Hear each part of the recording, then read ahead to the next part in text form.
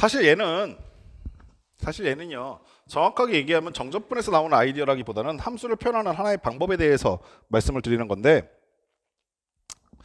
우리가 문제를 풀다 보면 어떠한 상황이 발생되냐면요, 예전에도 극한을 문제를 푸실 때도 공부하실 때도 아마 보신 적이 있을 건데, fx라는 함수가 x값 정의역의 범위에 따라서 다르게 정의되는 함수들이 덜어 있죠.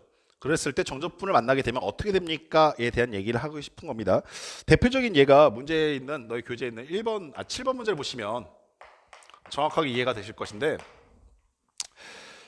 예제를 보면서 말씀을 드릴게요.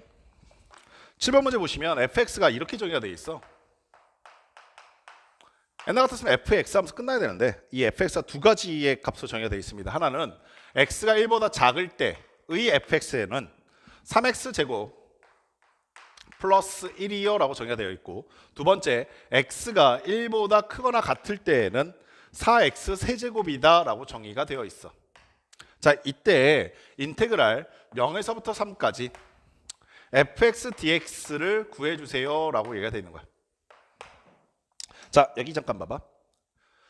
현재 fx가 이렇게 정의되어 있는 상태에서 내가 정적분을 하려고 하는데, 정적분을 하려면 내가 스몰 fx를 부정적분한 값이 얼마인지 알아야 하거든. 근데 스몰 fx를 부정적분하려고 봤더니 예일 수도 있고 예일 수도 있는 거야. 자, 이러한 상황에서 나는 정적분을 어떻게 해야 합니까? 라는 고민이 나타나는 거지. 그러니까 얘 선택할 거야, 얘 선택할 거야. 이런 상황에서 우리가 어떻게 할 거냐면, 내가 여기 있는 fx를 그려보니까 x 값이 1을 기준으로 1보다 작을 때는 3x 제곱 플러스 1이다라고 하는 노란색 함수가 나타난다고 얘기하고 있고, 따라서 저 함수를 잠깐 그려보시면 얘 대칭축은 여기니까 뭐 대충 이렇게 생기지 않겠니? 그리고 그 높이의 값을 얼마입니까? 라고 생각해보시면 그 높이의 값은 얼마야? 1 집어넣으시니까 4라는 것도 바로 명확하게 느껴지시죠. 그래서 이 높이 값이 4겠구나. 오른쪽도 확인해 보시니까 얘는 4x 세제곱이라고 하면서 x가 1보다 클 때 그려진대. 그럼 쟤도 그려보니까 세제곱 완전 세제곱 그래프여서 이렇게 내려갈 것 같은데, 거기는 그 그래프가 x자리에 1을 집어넣으면 4가 나오고 있잖아. 따라서 이 부분에서 만나면서 여기서 이렇게 올라가고 있는 그래프가 나올 거야. 여기까지 아시겠어? 자, 그럼 아가들아, 그래프 그려놓고 하나만 좀 확인해 보자. 현재 이 그래프는 정적분이 가능한 상태인가? 라는 것을 먼저 확인해 볼 수 있어야 되는데, 선생님이 정적분의 정의 맨 처음에 뭐라고 말씀드렸었냐면 fx가 닫힌 구간에서 연속일 때라고 얘기했었어. 오케이? 그러면 얘는 닫힌 구간에서라고 했으니까 0에서부터 3이라고 하는 구간 사이에서. 오케이? 자, 0은 여기 있을 것이고 3은 여기 있을 거 아니야. 오케이? 이 구간 사이에서 연속이라는 것이 명확하지. 그리고 예전에 배웠던 것 중에 하나일 것인데, 선생님이 잠깐 확인 좀 하고 넘어갈게. 자, 여기 있는 이 그래프가 0에서부터 3까지 연속인 이유가 뭐야?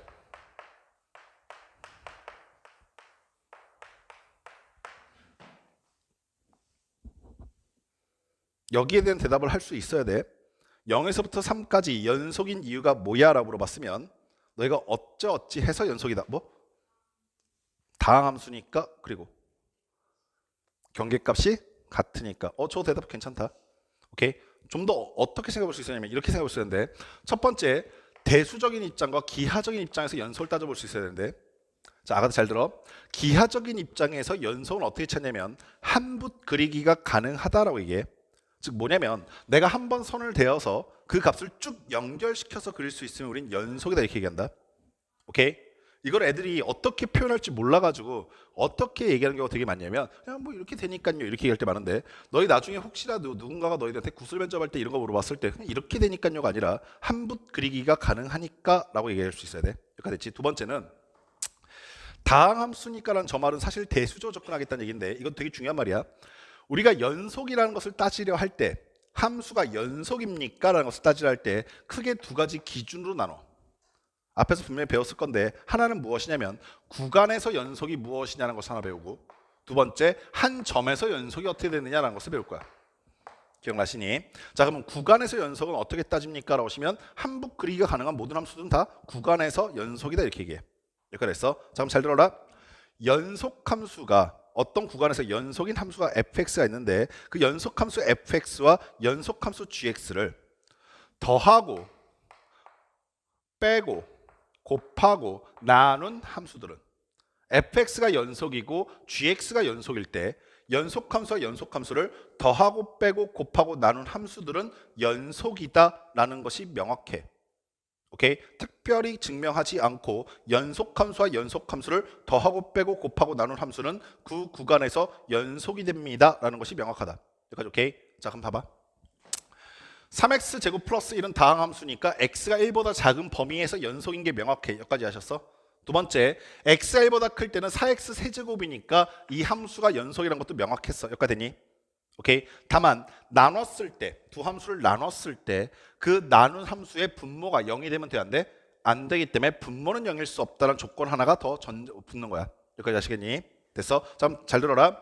내가 현재 fx가 연속함수입니까? 라는 것을 그래프로 그려보고 난 다음에 함붓 그리기가 가능하다는 사실을 인지한 후에 연속입니다라고 대답할 수도 있지만, 내가 이 그래프가 항상 그리는 것이 가능하지 않을 때도 있을 것이고, 그리고 이과인들 입장에서 항상 못 그리는 게 당연한 상황이 돼. 뭔 말인지 아시겠어? 지금은 다항 함수만 보고 있으니까 뭐 그리는 게 되게 어렵지 않지만, 점점 이 함수가 복잡해져 감으로써 그리는 게 항상 타당하지도 않을 뿐더러 얘를 그리지 않고는 얘가 연속이라는 걸 보장할 수 없습니까? 라는 것을 지금 잡아드리고 싶은 건데, 얘를 그리지 않은 상태에서 얘가 연속이라는 걸 어떻게 인지할 수 있냐면, x가 1보다 작은 범위에서는 연속인 게 분명해. 다항함수니까. 됐어? 두 번째, x가 1보다 큰 범위에서도 연속인 게 분명해. 다항함수니까. 됐냐? 그러면 딱 한순간이 연속일지 아닐지 궁금해져. 그게 어디야? 그렇지, 1일 때. 그게 뭐라고 표현되는 거냐면 한 점이라고 표현되는 거야.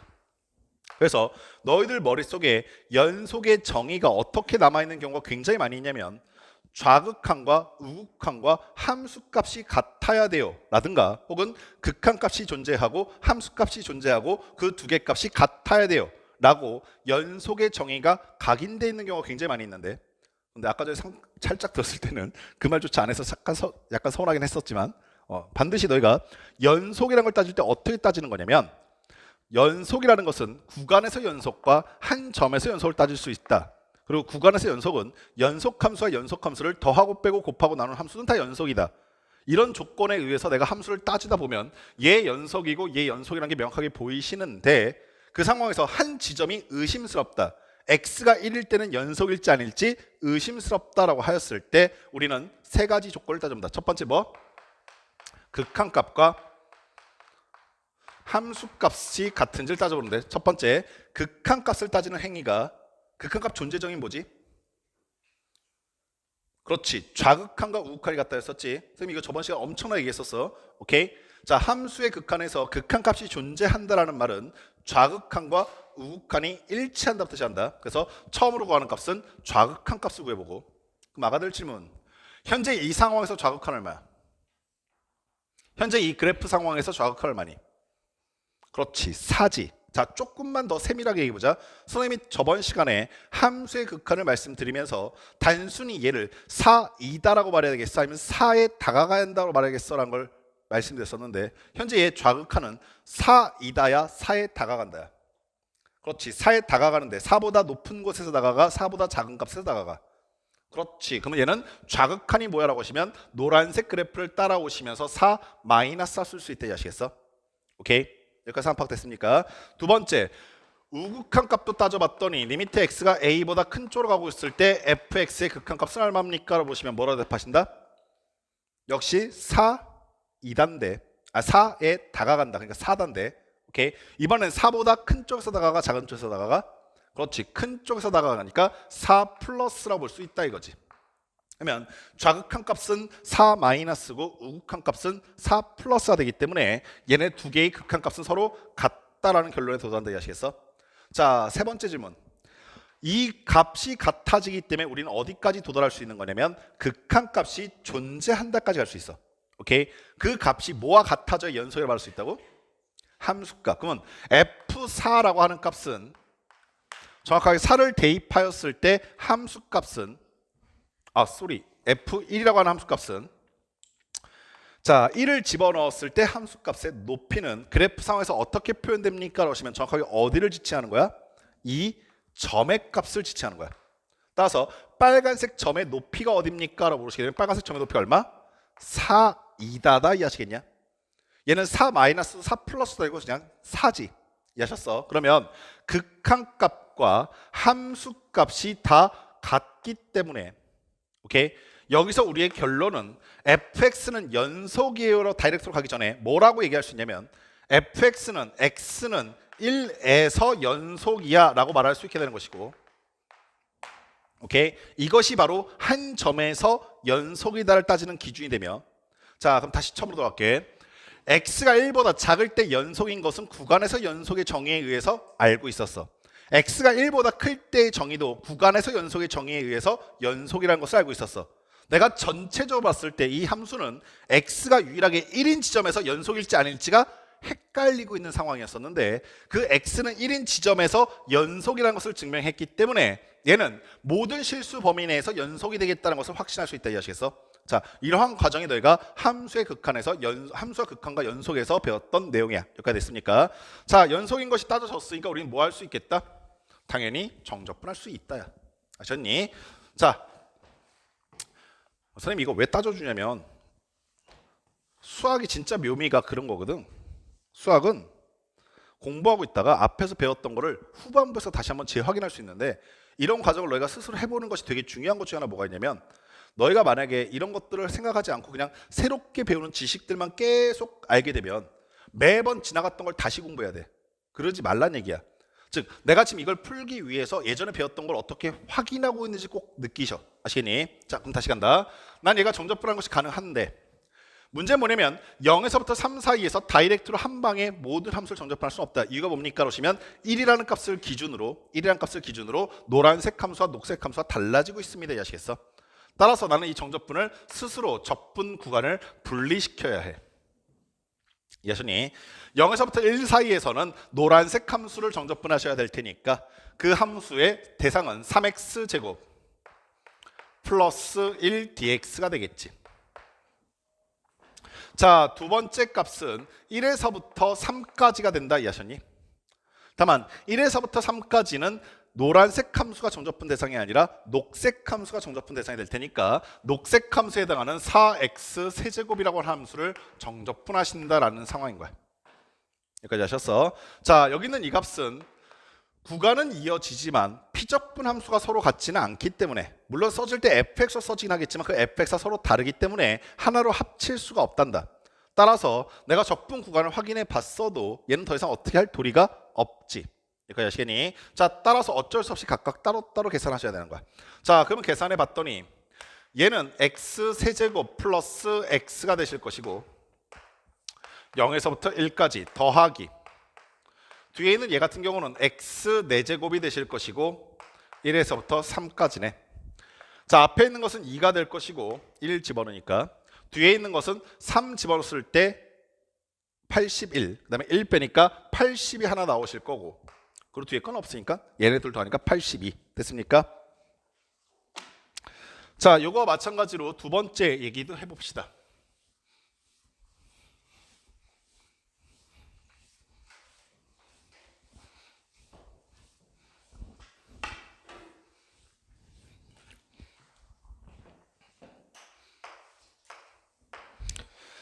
자, fx를 보기와 같이 아까 전에 풀어봤던 문제와 같이 그냥 대놓고 fx가 이렇게 나눠집니다라고 정의역의 범위에 따라서 다르게 주어져 있는 경우들도 있지만 그거보다 훨씬 더 많이 나타나는 경우가 어떤 경우냐면 실제로 fx를 나눠서 표현해 주는 게 아니라 너희가 스스로 나눠보시라는 문제가 더 많아. 대표적인 방법이 뭐냐면 절대값을 포함한 함수야.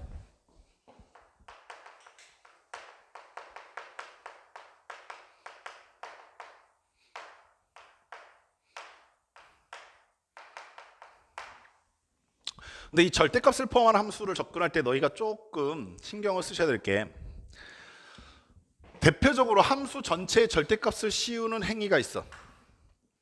함수한테 절대값을 씌우는 대표적인 행위들을 뭐 4가지로 정리할 수 있는데 첫 번째가 뭐냐면 y는 f 절대값 x, 즉 x 자리를 절대값으로 바꿔라 라는 경우들이 있지. 선생님이 예전에 여기에 대해서 정리해 드렸었지. 기억나시니? 그럼 두 번째가 뭐가 있었는지 기억나시니? y는 x자리 절대값 씌웠으니까 어디다 절대값 씌울 수 있다? 그렇지, y한테 씌울 수 있다라는 것도 있었을 거야. 세 번째는 뭐가 있었습니까? 그러시면 x와 y 자리를 동시에 절대값을 취할 수 있다라고 하면서 절대값 y는 f 절대값 x라고 쓰는 것도 있었지. 그 마지막 게 뭐였습니까? 그러시면 y는 fx라고 하는 함수 전체한테 절대값을 씌우는 방법도 존재했다. 기억나시니? 위에 있는 세 가지 방법이 거의 엇비슷했었어. 선생님 뭐라고 얘기했었냐면 x자리에 절대값 씌워져 있으니까 x가 양수인 구간을 그리고 난 다음에 접어라고 얘기했었고, 만약에 두 번째 같은 경우는 y자리에 절대값이 씌워져 있으니까 y가 양수인 부분 그린 다음에 접어라고 얘기했었고, 세 번째는 x도 양수 y도 양수니까 1사분면 그리고 난 다음에 x축으로 접고 y축으로 접어라고 했었어. 기억나셔? 오케이. 다만 네 번째 게 조금 독특했었는데 얘는 fx를 다 그리고 난 다음에 양수인 부분은 그냥 냅두고 음수인 부분은 x축 접어 올려라고 했었잖아. 오케이. 그래서 함수 전체에 씌워져 있을 때의 모습을 가지고 너희가 함수의 대상이 서로 달라진다는 걸 알 수 있어.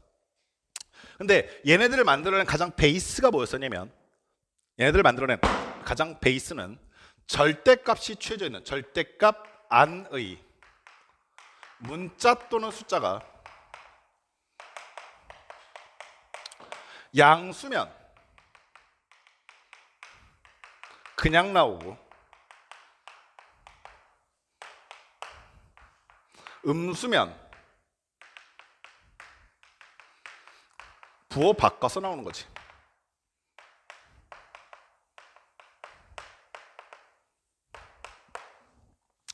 사실은 이 모든 과정이 다 어떻게 이루어지고 있는 거냐면, 절대값 안에 있는 문자 또는 숫자가 양수면 그냥 나오시고 음수면 부호 바꿔서 나오세요라는 과정을 함축적으로 얘기한 게 이 네 가지 정리였던 거야. 오케이? 내가 이 얘기를 다시 한번 해드리자면, 너희가 보게 되는 함수 중에 제일 많이 보게 되는 함수는 사실 얘야. 얘를 제일 많이 보게 될 거야. 문제 중에서, 기출 문제 중에서. 근데 저 함수뿐만 아니라 다른 함수들도 있어. 당연히. 그때 너희가 어떤 식으로 이 전체적인 상황을 파악하셔야 되냐면, 내가 지금 어떤 함수를 정적분하고 싶은데 그 정적분 함수가 절대값이 만약에 이렇게 전체적으로 씌워져 있는 네 가지 중에 하나라고 한다면 이 과정에 의해서 그래프를 빠르게 생각하시면 돼. 오케이? 근데 만약에 저 네 가지 중에 하나가 아니라고 한다면 반드시 얘네들을 따지면서 범위를 나눠주셔야 되는 거야.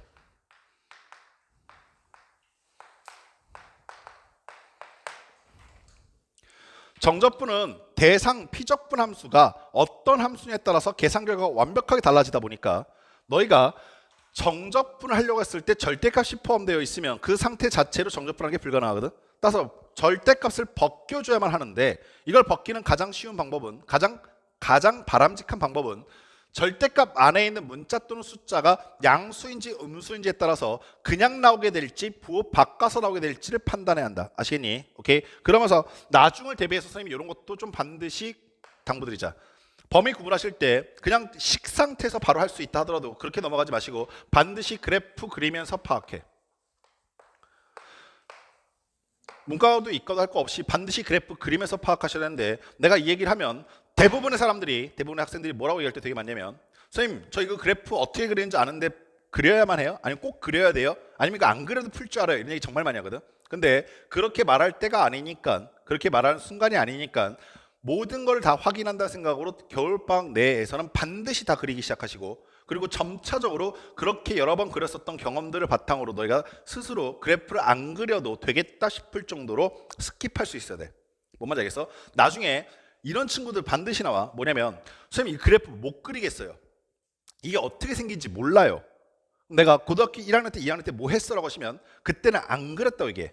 이 그렸던 것이 1학년, 2학년 때 쌓이기 시작해야 조금 더 복잡해져도 그릴 만한 근거가 생기는데, 고등학교 3학년 가서 어려운 문제 풀기 시작하니까 그제서야 그래프가 필요했다는 걸 느끼게 되면 그때는 시간이 없어 이제. 아시겠어? 따라서 너희가 수학에 자신 있다 하더라도 반드시 겨울방학 동안에는 그래프 그리면서 접근하는 걸 꼭 명심하시고, 오케이? 그런 것들이 쭉 쌓여서 나중에 좀 더 복잡해져가는 그래프도 너희가 충분히 상상할 수 있도록 하시기 바란다. 아시겠니? 오케이? 자, 그러면 여기 있는 것들을 바탕으로 우리가 이제부터 문제를 좀 풀어보도록 할 건데,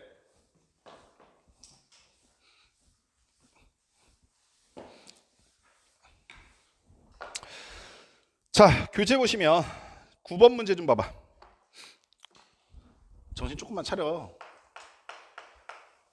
오늘 가뜩이나 수업도 많이 안 할 생각이 와가지고 얼마나 지금 천천히 나가려고 부단히 노력하고 있는데. 자, 9번 문제 보시면 0에서부터 3까지 인테그랄 0에서부터 3까지 절대값. 자, x-1의 절대값이 되어 있네. 그리고 dx래. 자, 그러면 아가들 여기 잠깐 볼래? 이걸 풀 수 있는 방법이 두 가지인데 이 두 가지 방법 다 사실 똑같긴 해. 똑같긴 한데 선생님이 해석하는 것만 조금 다르게 해석할 거야. 첫 번째로 어떻게 해석할 수 있을 거냐면 이렇게 해석하는 것이 가능해. 얘는 함수 전체의 절대값이 씌워져 있는 거잖아. 따라서 우리가 아까 전에 봤었던 정형화된 네 가지 방법 중에 하나야. 뭐에 해당하냐면 y는 절대값 fx에 해당하는 그래프야. 여기까지 아시겠어? 절대값 fx라는 그래프는 어떻게 생겼습니까? 라는 걸 생각해 보시면 그래프를 그려놓고 난 다음에 x축 아랫부분을 접어 올린다고 그랬잖아. 봐봐. 그럼 내가 저기는 그래프를 그려보려고 좌표 평면 그린 다음에 여기는 이 그래프를 그려봤어. x-1이란 그래프를. 그랬더니 기울기는 1이고 y좌표는 -1이니까 그래프 이렇게 생기지 않았겠냐? 여긴 당연히 1이겠지. 자, 이 상태에서 x축보다 위쪽에 있는 건 그냥 냅두고 오케이? 아래쪽으로 내려가 있는 부분을 접어 올리니까 이렇게 올라가지 않겠니? 여기까지 아시겠어? 그럼 너희가 무엇을 인지할 수 있게 되냐면 절대값 x-1을 그려봤더니 이 그래프는 x가 1인 지점에서 함수가 달라지더라. x가 1보다 클 때는 노란색 함수 그대로니까 접어 올리는 것 따위 안 했으니까 그냥 y는 x-1이라고 생각하면 되겠지. 근데 반대로 이 부분은 아래쪽에 있는 부분을 접어 올렸기 때문에 x축 대치도 했기 때문에 y 자리에 -y가 들어왔을 것이고 따라서 함수 전체의 -1이 취해져 있는 -1이 곱해져 있는 y는 -x 플러스 1이라고 하는 함수로 바뀌어. 여기까지 아시겠어? 자, 이렇게 해석하시고 난 다음에 내가 여기 있는 걸 정적분하려고 봤더니 0에서부터 3까지 해야 되니까 0은 여기고 3은 여기여서 0에서부터 1 사이에서는 녹색, 1에서부터 3까지는 노란색을 적분하면 되겠네. 이해하시겠어? 따라서 저 식은 인테그랄 0에서부터 1까지는 녹색 그래프에 해당하니까 -x 플러스 1을 적분하시면 될 것이고 두 번째 1에서부터 3까지는 그냥 그대로 x-1을 적분하시면 되겠다라고 판단할 수가 있는 거야. 여기까지 됐니? 두 번째 해석하는 방법은 이래.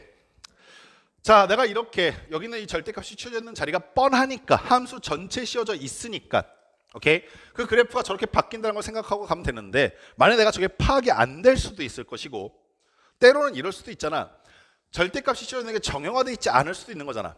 그럴 때는 어떻게 합니까? 라고 생각하시면 절대값 안에 있는 문자 또는 숫자가 0보다 큰지 작은지를 판단해야 돼. 근데 보시다시피 절대값 안에 있는 문자 또는 숫자가 x-1이기 때문에 x-1이 0보다 크다 혹은 작다라는 걸 항상 보장할 수는 없지. 따라서 x-1이 안에 있는 문자가 0보다 클 때는 어떨 것이냐 하나와 두 번째 x-1이 0보다 작을 때는 어떨 것이냐라고 하면서 케이스 구분하셔야 한다. 여기까지 되셨니? 자, 케이스 구분을 하다 보니까 자연스럽게 뭐가 파악이 되기 시작하냐면 x-0보다 크다는 얘기는 x의 값이 1보다 크다라는 걸로 바뀔 수 있을 것이고 자, x-1이 0보다 작다는 얘기는 x는 1보다 작다라는 것이 파악이 되지. 그러면 x가 1보다 큰 범위에서는 절대값 안에 있는 문자 또는 숫자가 0보다 큰 거니까 절대값 밖으로 어떻게 나와? 그냥 나오면 된다 이해하시겠어? 따라서 현재 이 범위에서 fx는 그냥 나왔기 때문에 x-1이 된다. 여기까지 됐니? 근데 요 범위에서는 절대값 안에 있는 문자 또는 숫자가 0보다 작은 상황이니까 그냥 나오는 게 아니라 어떻게 나온다? 부호 바꿔서 나온다. 이해하시겠어? 따라서 이때 fx는 부호 바꿔서 나오게 되니까 -x 플러스 1이 된다. 자, 그럼 너희가 이런 것이 판단 가능할 것인데 x가 1보다 클 때는 fx는 얘고 x가 1보다 작을 때는 fx는 얘다라는 거 이해하셨냐? 내가 원하는 것은 0에서부터 3까지 적분하는 것이니까 당연히 0에서부터 1까지의 fx와 1에서부터 3까지 fx가 대상이 다르다는 것을 알 수 있을 것이고 그러면서 이 식을 동일하게 찾을 수 있게 되는 거야. 여기까지 아시겠어? 선생님이 두 가지 방법을 다 풀어둔 이유가 있으니까 두 가지 방법 다 꼼꼼히 확인해 보시고 둘 중에 하나라도 조금 낯선 상태로 넘어가시지 않기 바란다. 아시겠죠? 자, 2번 문제도 가봅시다.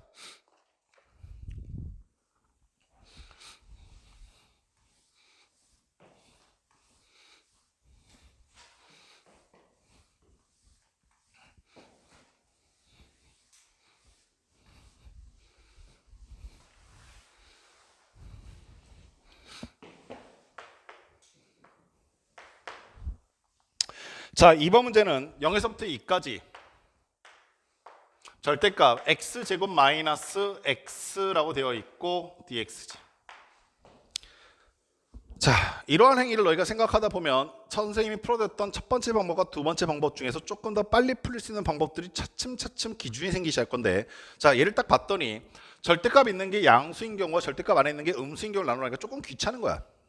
오케이? 근데 그렇게 당연히 풀려. 그리고 선생님이 오늘은 처음 날이니까 풀어드릴 거야. 그리고 절대값을 포함한 함수를 내가 정확하게 정리해놓지 않으면 선생님 미리 예언하건대 절대값 포함한 함수 외로 다른 함수를 정적분하는 과정은 그런 문제를 물어보는 문제는 없을 거야, 너희 인생에. 그러니까 지금처럼 처음에 알려드리기 뭔가 좀 연습시켜드리려고 그때는 뭐 단순한 함수들 좀 적분해봐라 이런 거 연습시킬 건데, 너가 실제에서 만나는 시험 문제들은 무조건 정적분이라고 하면 최소 절대값 갖고 있는 건 기본이야. 너무나 당연한 얘기야. 무슨 말이겠어? 그러니까 조금이라도 너희가 이거 뭐지라는 생각이 들면 그냥 넘어가지 마시고 반드시 질문하시고 확실하게 하고 넘어가시기 바래. 다시 가볼게. 내가 여기 있는 함수를 풀려고 하는데 첫 번째는 어떻게 인지할 수 있냐면 함수 전체의 절대값이 씌워져 있다. 이해하시겠어? 자, 만약에 이렇게 정형화되는 게 파악하면 훨씬 더 문제 푸는 게 빨라질 수밖에 없어. x제곱 마이너스 x를 그려보시면 된다는 얘기인데 x제곱 마이너스 x는 x를 묶어내니까 0과 1이 근이거든. 따라서 그래프 어떻게 생겼냐면 이렇게 생겼잖아. 여기가 0일 것이고 여기가 1이잖니. 그 그래프 그려놓고 보니까 x축보다 위쪽에 있는 부분은 성우야 뭐해? 자, x축보다 위쪽에 있는 부분은 여기 있는 이 부분과 여기 있는 이 부분이 x축보다 위쪽에 나와 있지. 됐어. 그런데 0과 1 사이 범위에서는 x축보다 아래쪽에 있으니까 접어 올려야 돼서 이렇게 바뀐다. 이해하셨어?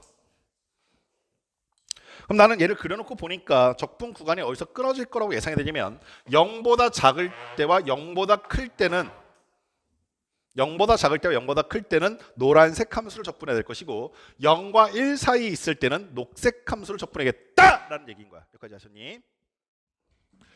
자, 근데 적분해서 원하는 값은 0에서부터 2까지니까 정확하게 0에서부터 2까지라고 하는 여기까지 범위를 말하잖아. 그래서 나는 판단하길 0에서부터 1까지 한번 적분하셔야 될 것이고 그 다음에 1에서부터 2까지 한번 적분해야겠다라고 판단하겠다. 0에서부터 1 사이에서는 녹색을 적분하는 얘기인데 녹색을 적분하는 얘기는 절대값 안에 있는 놈이 부호가 바뀌었을 거다. 아시겠어? 따라서 마이너스 x 제곱 플러스 x dx를 하시면 될 것이고 1에서부터 2까지는 그냥 그대로 했네. 따라서 x 제곱 마이너스 x를 적분하면 되겠다라고 판단. 여기까지 되시오. 오케이. 자, 그럼 아까 전과 마찬가지로 두 번째는 어떻게 푸는 것이 가능합니까? 라고 보시면, 자, 내가 지금 저기 있는 저 함수를 정형화되어 있는 포인트를 못 찾겠어. x한테 전체적으로 다 씌워져 있는 것도 아니고 y한테 다 씌워져 있는 것도 아니고 함수 전체에 씌워져 있는 것도 아니고 뭐 이런 상황이라고 쳐봐. 대표적으로 이런 상황이야. 봐봐.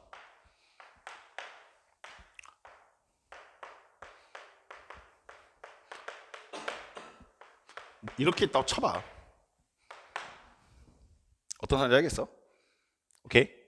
그러니까 x 자리에 다 절대값 바뀐 것도 아니고 그렇다고 해서 함수 전체 절대값 씌워져 있는 것도 아니고 어떤 상황인지 아시겠니? 오케이? 이런 상황이야. 물론 여기서 이러한 생각을 할 수도 있다. 선생님 그러면 얘네 정적분 두 개를 분리시킨 다음에 이거 한번 계산하고 여기 있는 거 한번 계산하면 되지 않아요?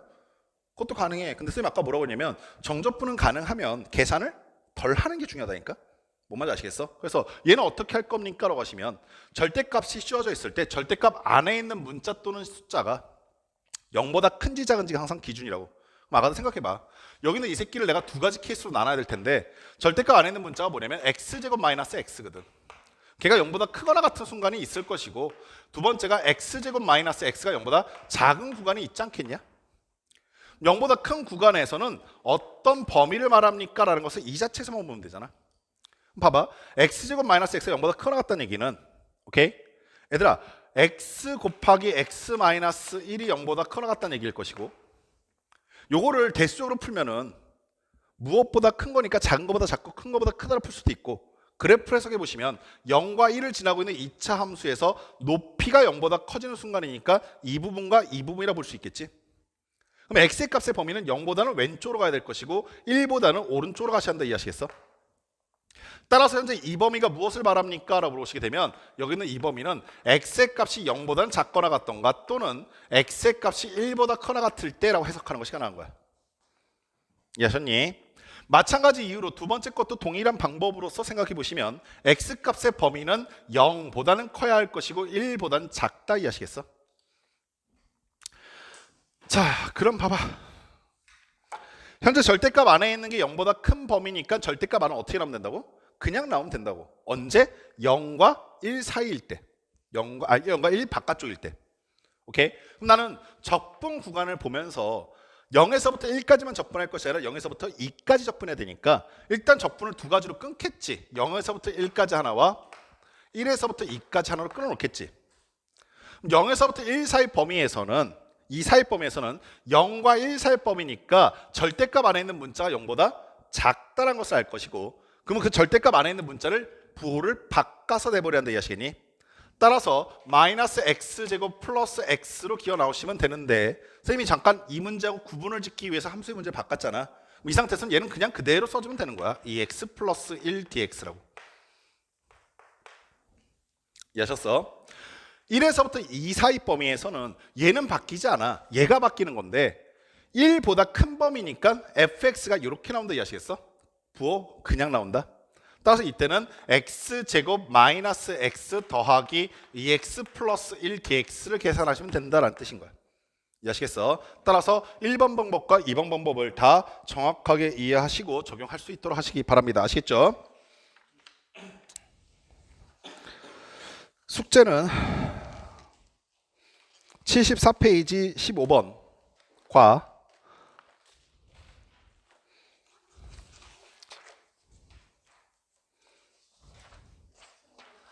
네. 예, 정적분부터.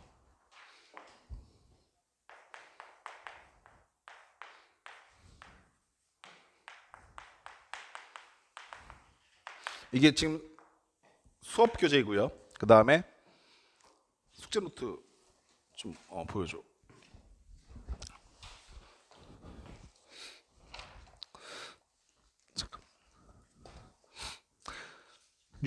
465번부터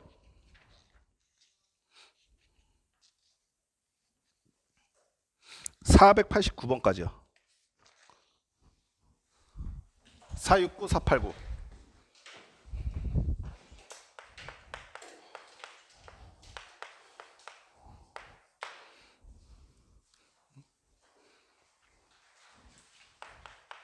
그리고 모의고사 2회 분까지 다음 주 목요일 날까지 풀어오시면 되는데, 너네 목요일 날 숙제 검사 하는 거 맞아? 응? 아, 아니요. 이 숙제는 토요일 날까지, 그 다음 수업 시간까지요. 모의고사 빼고. 얘는 다음 주 목요일 날까지고요. 얘는 너희가 제출한 날까지요. 그런데 이거 진짜 애매하네.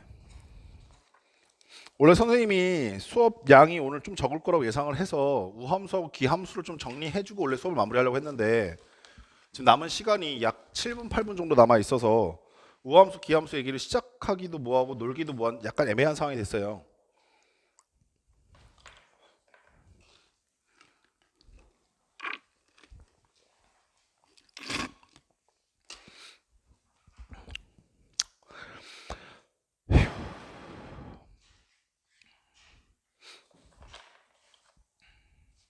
우함수, 기함수 얘기는 다음에 정리하고 시작을 할게요.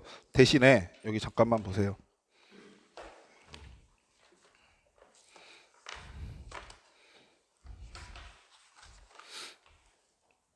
우함수, 기함수 얘기는 다음에 하도록 하고 여기 잠깐만 보고 갑시다. 내가 제일 좋아하는 고2 학생들아, 너희들의 모습을 보고 있으니까 또다시 또 흐뭇한데, 흐뭇한 와중에 선생님이 이런 것 좀 당부 좀 할게. 선생님 이번에 쉬는 날에 집에서 그렇게 세간의 화제라고 말하는 스카이캐슬을 한 2, 3회 정도 봤거든? 너희도 혹시 봤니? 거기 보면은 여러 가지 사람들이 등장하는데, 선생님 일단 보면서 그런 생각이 들더라. 뭐 이런 뭐 누가 죽고 어쩌고저쩌고 이런 건 별로 관심이 없었고, 그 공부하는 학생들의 태도에 대해서 봤었어. 공부하는 학생들의 사람, 그리고 가르치는 사람의 태도. 근데 직업이 선생이다 보니까 맨날 그런 것만 보고 있는 것 같아. 보고 있으니까 그런 생각이 들더라고. 거기 보면 되게 독특한 캐릭터 하나 있는데, 그 예나인가? 약간 예서 해나지 걔는. 되게 독특한 캐릭터지 이분. 왜 이분이 독특한 캐릭터라고 보냐면 부모님이 서울대 의대 출신이다 보니까 자식도 서울대 의대를 가겠다고 아득바득 거리고 있는 상황이야. 근데 되게 재밌다고 생각이 든 게 내가 알고 있는 집안에 머리 좋은 사람들, 그러니까 의대 출신의 학생들, 그 집안에 있는 학생들 보잖아. 그러면 애들은 되게 부담스러울 때가 많았거든. 아, 난 하필 뭐 이런 집안에 태어나가지고 의사가 돼야 될까 뭐 이런 부담을 느끼는 학생들이 되게 많았어. 물론 선생님 앞에서 마음에 없는 소리 했을 수도 있긴 한데 선생님이 여태까 봐서 애들한테 얘기하다 보면은 그런 거에 대한 부담을 갖고 있더라고. 엄마 아빠도 친척들도 다 좋은 대학교를 나오다 보니까 자기의 재능이 좋다라는 것을 뭐 그거는 뭐 고마워할진 몰라도 대부분 다 나도 이런 결과가 안 나오면, 그러니까 얘 선생님 기억나는 얘의 말 중에 하나 뭐였냐면 저는 성균관만 가도 실패한 거예요 이런 얘기를 참 많이 했어. 전 성대 가더라도 집안에서 별로 대접을 받지 못한다는 거에 대한 부담이 되게 많이 있더라고. 그래서 내가 그런 게 어디서 성경 가도 좋은 거지? 라고 했더니 아니요 우리 집 가면요 난리 나요 막 이렇게 얘기했었거든. 근데 얘는 되게 독특한데 거기에 대한 부담을 느낀다는 느낌은 별로 못 받았고 뭐냐면 때로는 와 학생이 저런 학생이 있어? 저런 사람이 있어? 싶을 정도로 되게 막 자신의 그곳을 위해서 그걸 잡기 위해서 좋게 얘기하면 적극적으로 나쁘게 얘기하면 악독하게 달려들기 시작하더라고. 그래갖고 자기 친구들과의 관계도 그렇고 뭐 선생님들을 대하는 태도라든가 엄마나 아빠 부모님을 대하는 태도도 그렇고 굉장히 뭐랄까 자신의 목표만이 전부인 것처럼 행동하고 그것을 못 이뤄냈을 때 굉장히 많이 주변에 원망을 하면서 자기는 그게 돼야만 한다라는 절실한 감정을 가더라고. 안 좋아 보이긴 하는데 그러면서 선생님이 되게 의문스러웠던 게 이거였었어. 쟤는 성공하긴 하겠다. 그러니까 무슨 말이냐면 저렇게 무언가에 간절한 사람을 내가 본 적이 있었던가라는 생각이 들더라고. 내가 가르쳤던 학생들 중에서 하물며 나조차도 저렇게까지 내가 저게 돼야 돼라고 말했던 적이 있었던가. 나는 그곳을 가져야 돼, 그것을 가야 해, 그것에 올라가야 해라고 말하는 적이 있었던가라는 생각을 되게 많이 해봤어. 그러면서 되게 자연스럽게 얘가 무언가를 안 하고 있는 모습은 당연히 안 비춰지더라고. 예를 들어서 학원을 안 갔다던가 수업 시간에 자고 있다라든가 공부하고 있다가 피곤하다고 숙제 안 한다라든가 아니면 무언가를 깜빡한다던가 이런 모습은 한 번도 본 적이 없는 것 같아. 그 드라마 상에서. 예를 들어서 오늘 숙제 있었어? 아니 없었어. 있었어? 뭐 이렇게 반문하는 게 없어. 이 말 무슨 말인지 되니? 예를 들어서 밤늦게 공부하고 있다가 걔가 막 아 나 피곤하니까 안 할 거예요 막 이렇게 얘기한 적이 없었어. 내가 봤던 장면만 그럴 수 있긴 한데 선생님 뭐 다 본 건 아니어서 내가 봤던 장면은 뭐였었냐면 자기가 중간고사 때 뭐 1등을 반드시 해야 한다라고 해서 하나도 안 틀리겠다 뭐 이런 거 자신 있냐 물었더니 자신 있다 바로 오히려 선생님이 넌 틀릴 거야 막 이런 식으로 얘기하는 장면이었거든. 뭐 저런 선생님이 다 있으라고 봤는데 물론 너희들의 무언가를 이루기 위해서 주변을 무시하거나 아니면 주변을 이렇게 너희들만의 욕구로 채우는 거는 당연히 안 좋은 행동이야. 근데 가끔은 선생님이 안타까운 게 그거거든. 착한 애들이 너무나 주변을 배려만 하다 보니까 자신이 해야 될 일을 안 하고 있는 건 아닐까? 이 말 무슨 말인지 되니? 그러니까 자기가 전교 1등을 한다고 엄마한테 소리치고 막 친구들한테 음해하고 막 제가 무시하고 폄하하고 그러면서 그 사람이 나쁘다는 걸로만 손가락질하고 있으면서 쟤 왜 저러는지 모르겠다고 하고 있으면서 오히려 본인은 해야 될 기본적인 것조차 안 하고 있지는 않을까. 그러다 보니 실력은 더 많이 벌어져 버리고 있지는 않을까. 거기 드라마상에 보면 해나지 걔가 그 공부 잘하는 다른 애가 걔가 유일하게 아마 거기에 비견할 정도로 전교 1등 다툼을 하고 있는 상황이더라고. 오히려 왜 그런 상황도 있잖아. 공부하기 싫다라든가 아니면 뭐 해도 안 된다라든가 말하는 애들도 간혹 보이고 뭐 때로는 학생들의 뭐 비행이 어쩌다 뭐 어쩌다 이런 거에 초점 맞췄는데 선생님이 보이는 건 딱 이거였어서 해나하고 예서. 근데 사실 현실적에서 해나 같은 캐릭터가 없어.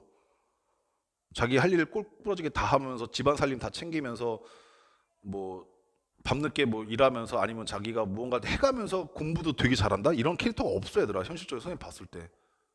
그러니까 선생님 봤을 때 이렇게 얘기하면 또 너희들 약간 이상하게 느낄 수도 있는데 공부도 하면서 이것저것 오지랖 많이 떨고 있는, 그러니까 오지랖에 말하기 말고 주변도 잘 챙기면서 자기만 생각하지 않고 주변도 잘 챙기면서 그러면서 공부하고 있는 애 중에서 제일 잘 되고 있는 애 중에 하나가 승현이야. 자기 할 거 딱딱 하면서 주변도 챙기면서. 근데 내가 승현한테 가끔 아쉽다고 얘기하는 게 뭐냐면 너 왜 자꾸 최고가 될 거라고 생각을 하지 않아? 라고 생각할 때가 가끔 있거든. 너 왜 서울대 못 간다고 생각해? 이런 얘기 아쉬움을 하는데 사실 그게 혼날 정도로 제가 잘못하고 있지는 않거든. 근데 드라마는 드라마니까 해나 같은 캐릭터를 만들어 놨더라고. 공부도 잘하면서 주변도 잘 챙기면서 그러면서 자기 할 일도 똑부러지게 만들어서 캐릭터를 만들어놨는데 사실 그런 캐릭터는 내가 아직까지 못 봤을 수도 있어. 15년간 드물어 없어. 오히려 예서 같은 캐릭터는 은근히 꽤나 보여. 실제로 가르치다 보면은 자기가 전교 1등하지 못했다는 거에 되게 안절부절하면서 하는 캐릭터는 간혹 보이고 대부분의 학생들 뭐냐면 해나나 예서 같은 노력은 안 하고 있으면서 자기가 그것이 되고 싶다 혹은 되면 좋지요라는 입장에 취해서 그런 분위기에 취해 있는 경우가 되게 많아. 이렇게 공부 전교 1등하면 좋겠다, 서울대 가면 좋겠다, 뭐 이렇게. 근데 실제로 걔네들만큼 노력을 하고 있냐? 그럼 그렇진 않은 경우가 되게 많거든. 선생님이 진실되게 좋은 학원인데 나는 여기 앉아 있는 모든 학생들이 뭐 학원에서 봤었던 테스트 결과나 아니면 너희가 보게 될 3월달 모의고사나 아니면은 뭐 지나갔던 1학년 때의 내신 성적에 의하여 너희들의 대학이 이미 결정됐다고 생각하지 않아. 이거 진심을 하는 말이야. 그러니까 가능성이 누가 더 높네 낮네 이것도 의미 없다고 생각해. 예를 들어서 너희들 중에는 현재까지 성적이 잘 나오고 있는 뭐 승현이나 은현이나 이런 애들이 대학 잘 가겠지라고 생각하고 있을지 모르겠지만 선생님은 정말 추워도 그런 생각이 없어. 이들 중에서 누가 대학을 잘 갈 것인가 못 갈 것인가는 너희가 앞으로 남아있는 시간을 어떻게 보내느냐에 따라서 완벽하게 달라진다고 생각해. 누구를 의도적으로 내가 깎아내릴 수도 없고 누구를 의도적으로 띄울 수도 없어. 그냥 너희가 하고 있는 노력에 따라서 달라질 거야 분명히. 근데 이 학생들이 노력이라는 것을 해가려고 할 때 내가 첫 번째 알려주고 싶은 건 뭐냐면 이런 욕심을 한번 가져봤으면 좋겠어. 그러니까 예서를 따라해라가 아니라 자기가 무언가를 이루려고 했을 때 그 사람이 당연히 지당이 가져야 될 기본적인 태도, 주변에 해를 끼친다 이게 아니라 내가 그걸 하고 싶다 그럼 그거에 대한 것들을 실행해야 되는 그 실행력을 좀 애들이 알았으면 좋겠어. 너희들이 지금 현재 어떤 상황에 있으니까 나는 이게 불가능할 거야 라고 섣불리 계산하고 예단하고 그 가능성에 따라서 내가 이거 할 건지 말 건지 판단하는 게 아니라 나 이거 할 거야 해야 돼 라고 생각이 들면 내가 지금 현재 어떤 상태이기 때문에 좌절하려고 하지 마시고 내가 부족한 부분을 찾아서 그걸 실행하려고 계속 노력했으면 좋겠다고. 그러면 너희들이 분명히 훨씬 더 보람이 느껴질 거라고 봐. 무슨 말인지 되니? 근데 너무 쉽게 예단해버리고 난 안 될 거야 나는 이런 캐릭터 될 수 없어. 가끔 말하는 애들 중에 그런 얘기도 있잖아. 우리 아빠 엄마는 서울대 의대생이 아니니까 난 서울대 못 가는 거 이렇게 얘기하기 시작하면 정말 밑도 끝도 없는 거야. 계속 주변의 환경이나 그 상황과 내 상황이 뭐가 차이점이 있는지 이것만 따지고 있으면 정말 탓이 끝도 없이 나온다고. 그러니까 그러지 마시고 다시 한번 당부드리건데 난 너희들이 이런 사람들한테 지지 않았으면 하는 바람에서 자신만 바라보고 이기적으로 사는 사람들한테 지지 않았으면 하는 마음에서 너희가 훨씬 더 좋은 결과를 갖길 바라며 노력한다는 정확한 의미를 알고 계시고 그런 거에 대해서 부끄럽지 않게끔 하루하루 노력하셨으면 하는 마음입니다. 아시겠죠? 그러니까 숙제 밀리지 마시고 학원도 밀리지 마시고 아시겠어? 그리고 모자란 거 있거나 부족한 거 있거나 모르는 거 있으면 꼭 와서 질문하시기 바래요. 아시겠죠? 수업 들이라고 수고 많이 하셨습니다. 식사 맛있게 하세요.